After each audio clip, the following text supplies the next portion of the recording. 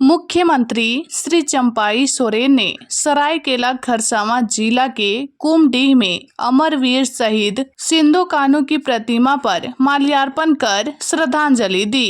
राजनगर में हूल विद्रोह के महानायक सिंधु कान्हू की प्रतिमा का अनावरण किया गया। मुख्यमंत्री ने कहा, हूल दिवस के अवसर पर झारखंड के अमरवीर शहीदों को शत शत नमन। जंगलों, पहाड़ों और दूर दराज के इलाकों में रहने वाले अंतिम पंक्ति के व्यक्ति तक राज्य सरकार की योजनाएं पहुंच रही है। झारखंड वीरों और अमीर शहीदों की धरती है। राज्य का कोई ऐसा कोना नहीं है जहां से अन्याय, शोषण और अंग्रेजों के खिलाफ विद्रोह न हुआ हो। संताल में सिंधु कान्हू के नेतृत्व में आदिवासियों ने ब्रिटिश हुकूमत के खिलाफ बिगुल फूंका था, तो भगवान बिरसा मुंडा के नेतृत्व में उलगुलान और कोल विद्रोह ने अंग्रेजों की जड़ें हिला दी। इसी तरह और भी कई आंदोलन हुए जिसमें यहाँ के अनेकों वीरों ने अपनी शहादत दे दी।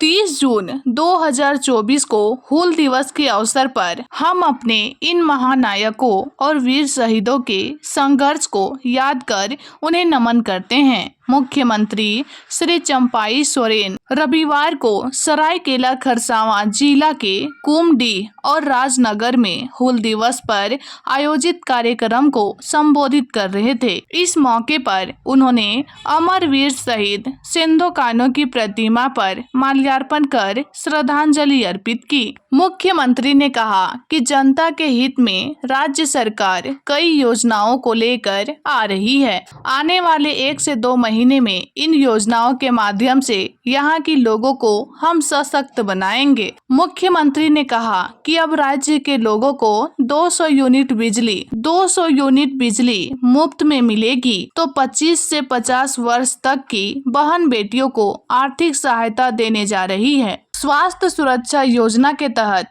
राशन कार्ड धारियों को 15 लाख रुपए तक के इलाज का खर्च सरकार वहन करेगी। मुख्यमंत्री ने कहा कि हम जो कहते हैं उसे करके दिखाते हैं। हमारी योजनाएं धरातल पर उतर रही हैं। आज जंगलों, पहाड़ों और दूर दराज के इलाकों में रहने वाले समाज के अंतिम पंक्ति के व्यक्ति तक सरकार की योजनाएं पहुंच रही हैं। उन्होंने कहा कि शिक्षा, स्वास्थ्य, रोजगार समेत सभी क्षेत्र के लिए सरकार योजनाएं लेकर आई हैं। आप इन योजनाओं का लाभ लें और राज्य को आगे बढ़ाने में अपनी भागीदारी निभाएं। मुख्यमंत्री ने आगे कहा कि हमारे पूर्वजों ने जल, जंगल, जमीन की खातिर लंबी लड़ाई लड़ी थी। इसी वजह से अंग्रेजों को CNT और SPT एक्ट लाना पड़ा था। एक बार फिर जल, जंगल, जमीन के साथ यहाँ की कला, संस्कृति, भाषा और परंपरा को मिटाने की साजिश रची जा रही है।